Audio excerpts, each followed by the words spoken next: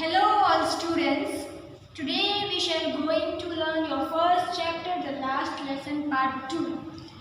In this video we shall learn and we shall discuss the next what is happening in the story.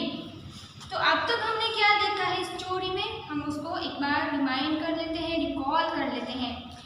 जैसे कि France है, वो हमारा main character है और वो क्या बताता है, वो बताता है कि अब तक उसके साथ क्या क्या हुआ है। एक तो वो स्कूल जाने के लिए लेट हो चुका है, ऊपर से एम है उसके उन सबको पार्टिसिपल्स के बारे में पूछने वाले हैं, जिसको फ्रेंड्स उसका एक सिंगल वर्ड भी नहीं जानता था। इस वजह से वो थोड़ा डरा हुआ था और जल्दी ही स्कूल की तरफ निकल गया था। तब उसे ब्लैकस्मिथ भी बोलता है कि इतना जल्दी मत करो, फिर भी वो जल्दी से अपने स्कूल की ओर भागता है और वो एम हैमल के छोटे से गार्डन में पहुंचता है। एम हैमल कौन है?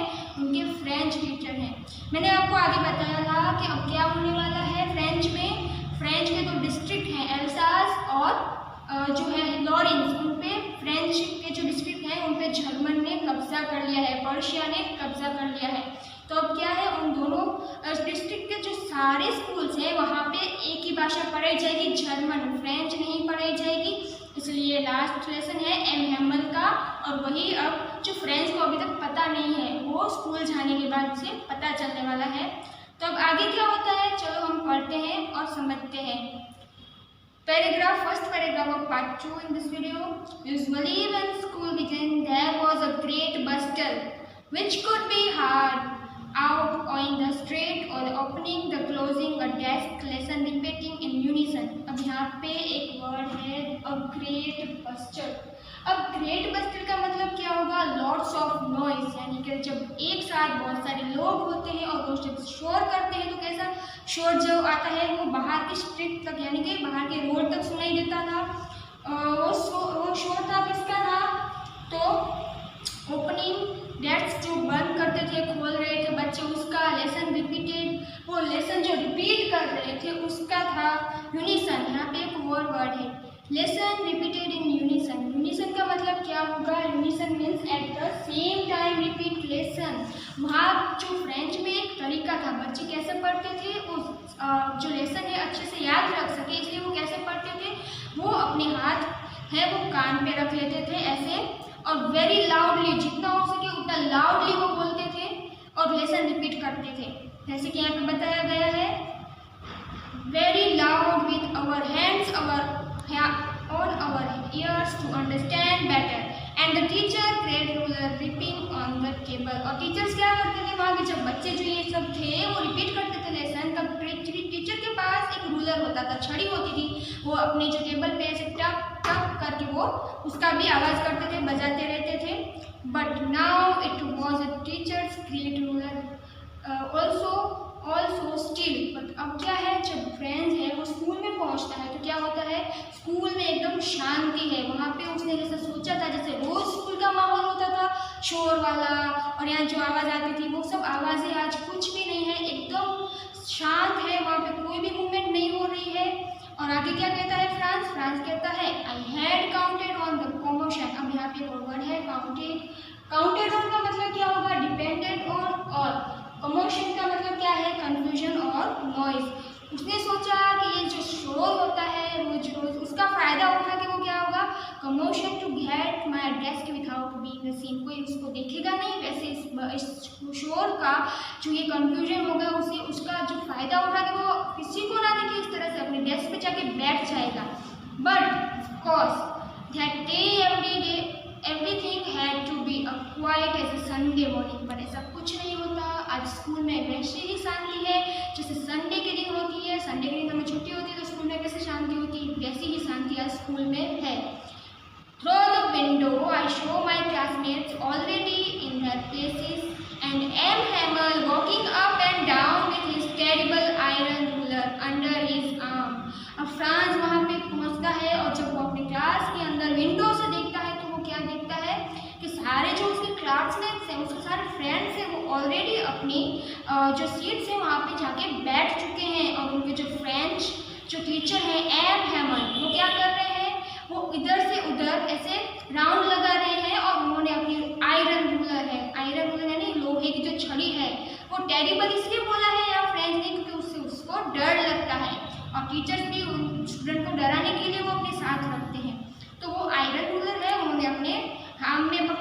हाथ के नीचे रखी हुई है। नेक्स्ट वो बोलता है I hate to open the door and go in the before everybody. You can imagine how I blushed and how frighted I was. वो क्या कहता है? वो कहता है कि आपको पता है जब मुझे कितना शर्म आई होगी, मुझे कितना शर्म फील होगा, मैं कितना डरा हुआ होगा जब मुझे सबके सामने, अपनी टीचर के सामने दरवाज़ा खोल के अपने बेंच पे बैठने जाने का होगा तब। तो वो दरवाज़ा खोलता है और सब उसकी ओर देखते हैं।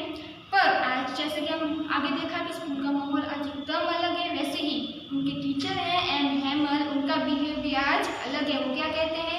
But nothing happen. उसने जैसा सोचा था कि उसे आज डांट पड़ेगी, तो वो लेट हो चुका है, ऊपर से कौन सा डोर खोल के अपनी डेस्क पे बैठने जाएगा तो उसे पक्का डांट पड़ेगी, पर ऐसा कुछ होता नहीं है। M Hamel show me and said very kindly, go to your place quickly little friends, we were beginning without you. वो कहते हैं, बहुत प्यार से कहते हैं फ्रांस को, प्यारे फ्रांस तुम अपनी जल्दी से अपनी डेस्क पर बैठ जाओ और अब हम बस क्लास शुरू ही करने वाले हैं। जो फ्रेंड्स है उसको थोड़ा स्ट्रेंज लगता है। तो स्कूल का माहौल पहले से शांत था, पहले जैसा नहीं था कुछ भी, और ऊपर से उनके जो एम हेमल जो टीचर थे वो बहुत स्ट्रिक्ट थे, तो आज उनका जो ये काइंडली बिहेवियर है वो भी उसे स्ट्रेंज लगता है।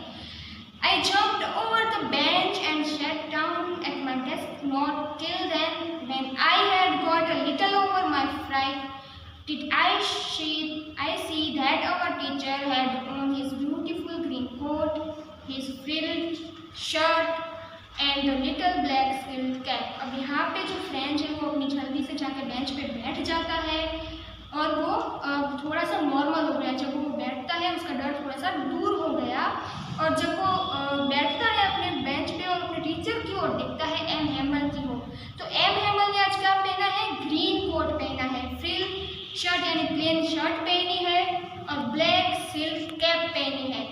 और वो सब क्या है? ऑल आर एम्ब्रॉयडेड, वो सब एम्ब्रॉयडेड है, यानी कि बहुत डिज़ाइन वाली है। That he never not except on inspection and prize day, जो वो सिर्फ और सिर्फ किस दिन पहनते थे?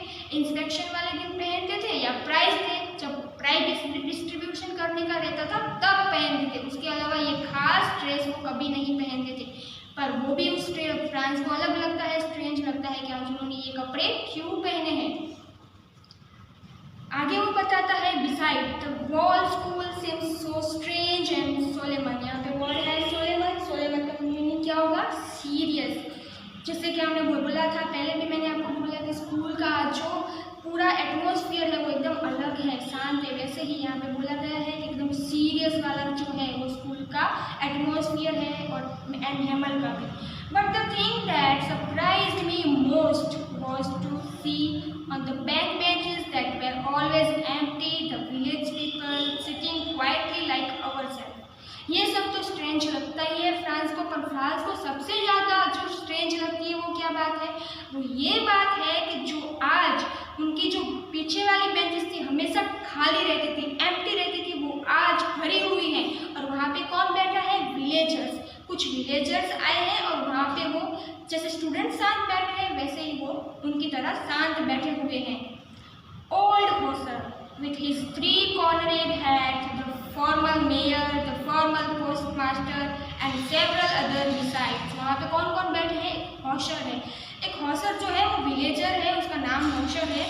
With his 3 cornered hat, 3 cornered hat मतलब कि वहाँ के जो काउमेन्स होते हैं पता है पहनते हैं, वैसी हैट उन्होंने पहनी है। वहाँ पे फॉर्मल मेयर भी आए हैं, पोस्ट मास्टर भी आए हैं, वो सब पीछे की बेंच पे बैठे हुए हैं।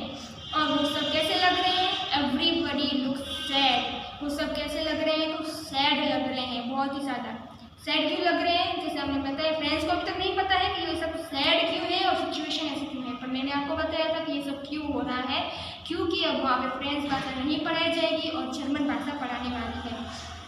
अब हॉसर है and Hauser had brought on old primer thumbed at the edge and he had it open his knee with his great spectacle lying across the pages. Hauser है अपने साथ एक बुक लाया है। कौन सी बुक लाया है? Primer. Primer is a book is that basic reader of any languages. जब वो हमारे पास में होती है लेटर बुक ABCD ऐसे इंग्लिश सीखने के लिए, वैसे ही फ्रेंच सीखने के लिए भी वो अपने साथ एक प्राइमर लाए हैं। जो बेसिक बुक होती है किसी भी लैंग्वेज की वो अपने साथ लाए हैं और उन्होंने वो खोली हुई है अपने हाथों से, और अपने बड़े बड़े चश्मे हैं वो भी अपने साथ लाए हैं, और उन पेजेस हैं, वो जो बुक है वो डैमेज हो चुकी है, उसके पन्ने उलट रहे हैं और उसे पढ़ने की कोशिश कर रहे हैं। अब ये सब जो यहाँ पे सिचुएशन क्रिएट हुई है, क्यों हुई है, वो हम आगे की स्टोरी में पढ़ेंगे। और ये सब कितने बड़े बड़े जो लोग आए हैं, मीन्स के वो उम्र में बहुत बड़े हैं, 70 अप हैं, वो सब भी क्यों स्कूल में आए हैं, ये जो सीक्रेट है वो हम अगले वीडियो में यानी कि नेक्स्ट आगे की स्टोरी में पढ़ेंगे कि ये सब क्या हो रहा है, और फ्रांस की जो स्ट्रेंज लग रहा है वो भी हम